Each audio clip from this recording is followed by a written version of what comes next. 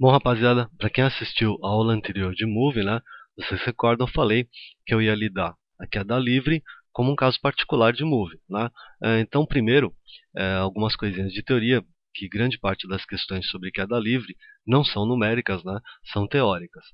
Quando você tem uma queda livre, por definição, é qualquer objeto que esteja abandonado, né, a princípio, próximo à superfície terrestre. Mas é claro que a teoria também valeria, né, para qualquer superfície de outro planeta, contanto que você tivesse a gravidade desse planeta aí. Então, qualquer corpo abandonado próximo à superfície, vamos falar da Terra, né, estaria sujeito à mesma aceleração, independente de sua massa, né? Isso é um conceito que a gente aprende errado quando a gente é criança, né? Nós sempre dizemos que os objetos mais pesados caem mais rápido. Na verdade, a massa não determina a queda. Por quê?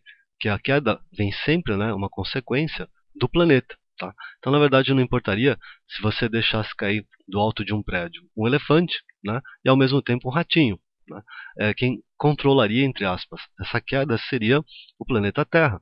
É ele que é responsável pela gravidade, né, que aqui seria, a gente adotaria aproximadamente 10 metros por segundo ao quadrado. A maior parte dos vestibulares bons usam o valor exato, 10 metros por segundo ao quadrado. O valor médio verdadeiro, 9,78, se eu não me engano, metros por segundo ao quadrado. É claro que isso aqui depende do local da Terra, mas para efeito de vestibular, isso não faz muita diferença não. Então aqui para a Terra, gravidade terrestre seria essa. Isso aqui é difícil de entrar na cabeça de vocês, porque vocês sempre tentam levar em conta o tamanho ou a massa do objeto. Mas em qualquer momento, em qualquer ponto da queda, os objetos têm sempre a mesma, isso aqui é uma aceleração, tá? No caso, a aceleração da gravidade. A única coisa que você pode afirmar, a aceleração é igual para qualquer objeto em queda livre, ok? Não importa o ponto da queda que você tiver. Bom, dito isso aí, hoje em dia eu não vou ficar perdendo muito tempo, porque vocês podem procurar aqui mesmo no YouTube, né? Tem vários vídeos que vocês vão achar mostrando objetos caindo ao mesmo tempo, né? Se tiverem partido de alturas iguais. É claro que eles fazem isso, né? Ou em laboratório, ou em algum lugar que você possa eliminar o efeito do ar, né? O atrito com o ar, ok? Então basta você dar uma busca aí pela internet, você vai conseguir achar, né? No nosso caso, que nós estamos interessados em resolver a questão, né? Como é que eu adaptaria o meu método de Move para resolver um probleminha de queda livre, né? A ideia para você resolver o Move, né, de forma geral, era tirar 3 dados, né? Lembra? Aí você ia ficar feliz utilizando o vovô ateu, tá? E é lógico o sorvetão, né? A adaptação que a gente vai fazer aqui é a seguinte: probleminha de queda livre, basta você ler o texto e achar um único dado, né? Peraí, como é que é isso, né? Na verdade, você vai achar um único dado no texto, porque 2 dados você tem que saber de forma decorada. Quais seriam eles? Você tem que lembrar que a aceleração, conforme eu disse na teoria, né, na queda livre é sempre igual a mais g. Só para generalizar, no caso da Terra seria mais 10 metros por segundo ao quadrado. Tá? Vou suprimir a unidade. E se é queda livre, né, inicialmente ele estava em repouso. Então a velocidade inicial é 0 metros por segundo. Então esses 2 dados você tem que se lembrar, você não pode esquecer. Aí você adiciona esse dado que você tirou do texto, e aí o que vai acontecer? Você vai ficar feliz. Tá, espera-se, né? Vocês recordam, no finalzinho da última aula, eu passei a formulinha de Torricelli. Eu vou tentar resolver sempre sem, né? Mesmo em queda livre, que muitas vezes a utilização da formulinha de Torricelli ajudaria bastante. Mas ainda assim é bem melhor do que você decorar um monte de formulinhas que você encontra nos livros didáticos, especificamente para queda livre. Tem fórmula para o tempo de queda, para a altura e etc. Né? Basta você manter aquela ideia de tirar 3 dados para ficar feliz, né? Adaptando para um único dado e lembrando dos outros 2. Né? E ainda, se você estiver relutando com isso, o próximo assunto vai ser arremesso vertical para cima, né? E aí nós vamos ver como é legal, é fácil lembrar desses 2 dados, que quando for arremesso vertical para cima, de certa forma nós vamos inverter, entre aspas, isso aqui. Tá? Então o método se mantém. Para arremesso vertical para cima, você vai tirar um dado do texto e vai lembrar de 2 dados. Só que eles estão ligados a esses 2 dados da aula de hoje. né? O melhor modo de ver isso aí é a gente vendo um exemplinho. Calcular o seguinte: o objeto em queda livre, após 3 segundos que ele foi abandonado, né, ele chega ao solo. Calcular a altura da qual ele foi abandonado e a velocidade com que ele chega ao solo. Tá? Como é que nós vamos fazer isso? Então, se tivesse o texto para ler, você ia perceber que só tem um único dado relevante, serão os 3 segundos de queda que ele demora para chegar ao solo. Aí você teria que acrescentar aqueles dois que eu falei, por se tratar de queda livre, né? Velocidade inicial zero. E como é queda livre, a aceleração é igual a mais g. Você utiliza no vestibular o valor que for dado para g, tá bom? Que alguns vestibulares utilizam 9,8. Aí as contas ficam um pouquinho mais complicadas, mas também é só isso, né? Estou usando o esqueminha da FUVEST, aceleração 10. Então você tirou 3 dados, você está feliz, né? Porque vamos jogar no vovô Ateu, T igual a VO mais AT.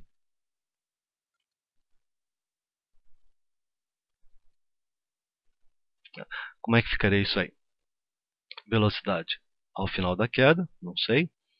Velocidade inicial vou cancelar, né, porque é zero. Aceleração é 10. Tempo é 3. Tá? Então daria 30 metros por segundo. É isso?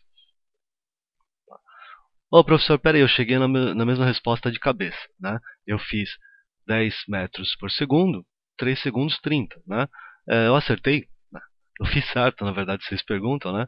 É claro que vocês fizeram, apesar de muitos não saberem o que aconteceu, né? Essa equação, a equação de primeiro grau, você poderia trabalhar uma regra de 3. O mais simples ainda, você pode tentar se lembrar o que significa aceleração 10 metros por segundo ao quadrado. Na verdade, 10 metros por segundo ao quadrado significa 10 metros por segundo em cada segundo. Mas como assim? De novo, vamos lembrar da Eva, né? O que vocês recordam da Eva? A aceleração é o quanto varia a velocidade no intervalo de tempo. Então, a aceleração é igual a 10 significa que a velocidade varia 10 metros por segundo em cada segundo. Como são 3 segundos, você faria de cabeça, né? 10, 20, 30.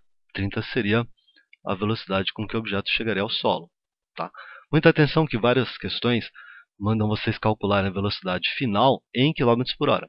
Você não calcula em km por hora, principalmente nessa situação. Você calcula em metros por segundo e, se for necessário, você multiplica por 3,6 ao final, tá bom? Mas, de qualquer modo, você poderia fazer esse raciocínio de velocidade, né, por regra de 3, mas o de altura não, o de distância não. Por quê? Se você escrever o sorvetão, escrever sempre, né, para lembrar a formulinha, S igual a S0, lembra que até aqui é muito parecido com sorvete, né? E você acrescenta o termo da aceleração, AT quadrado sobre 2, tá bom?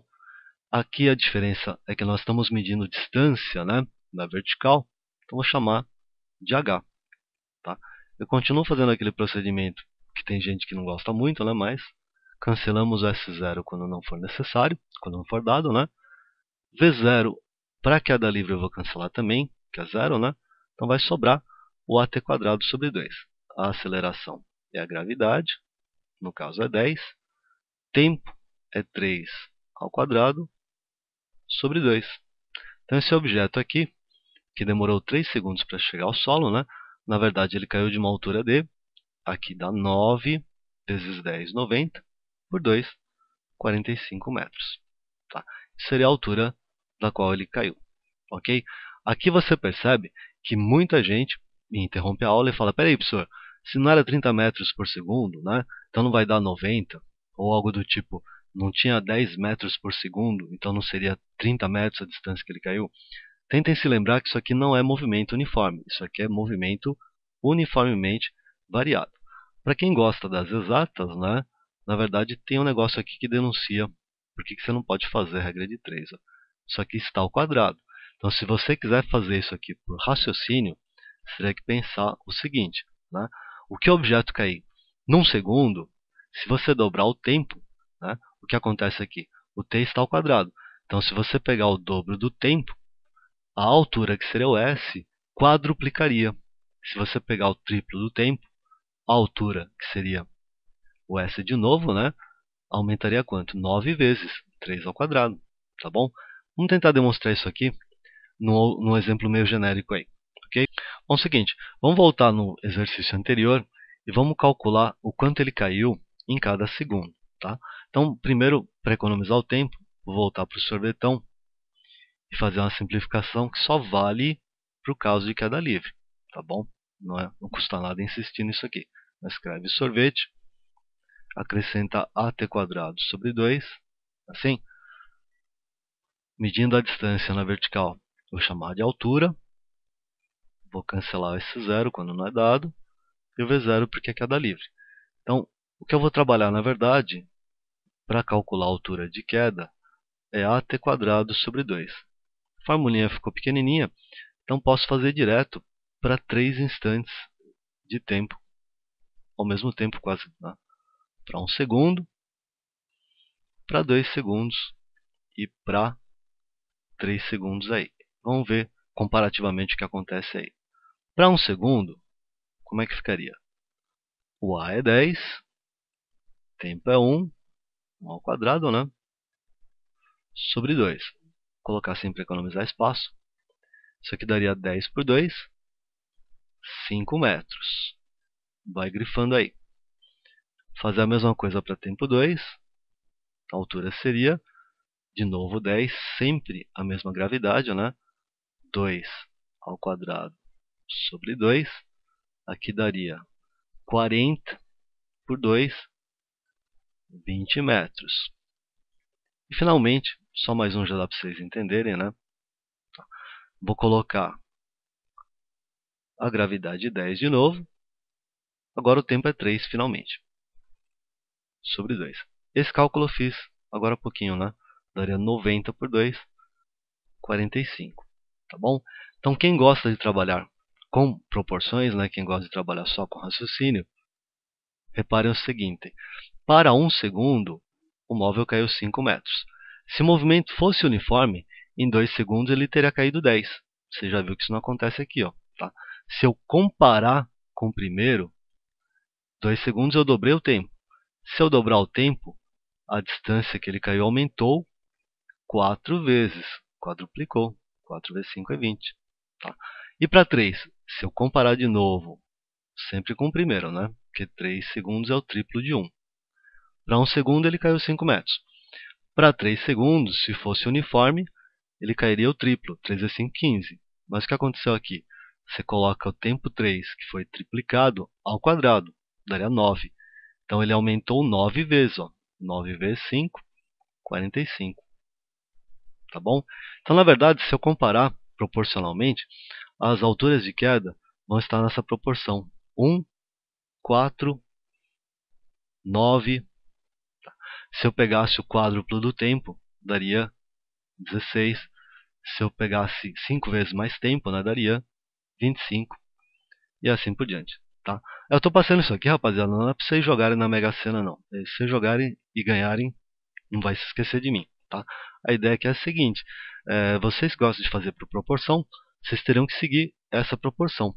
Em alguns probleminhas mais difíceis, né, de vestibular, se você se lembrar dessa proporção, você consegue fazer o exercício sem equacionar especificamente, o que daria muito trabalho, né, e levaria muito tempo, ok?